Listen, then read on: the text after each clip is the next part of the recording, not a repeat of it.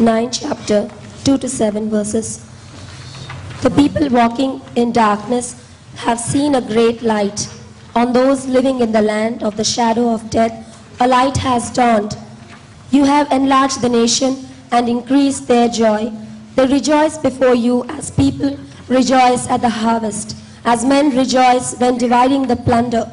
For as in the day of Midian's defeat, you have shattered the yoke that burdens them, the bar across their shoulders, the rod of their oppressor.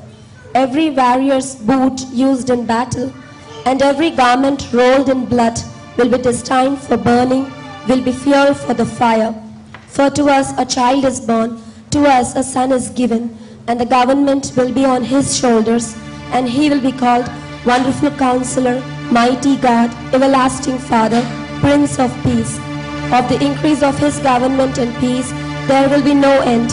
He will reign on David's throne and over his kingdom, establishing and upholding it with justice and righteousness from that time on and forever. The zeal of the Lord Almighty will accomplish this. Amen.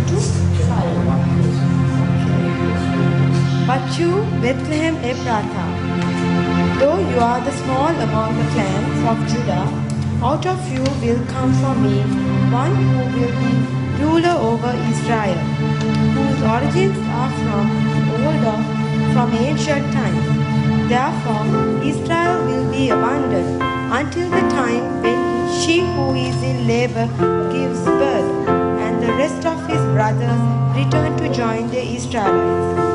He will stand and shepherd his flock.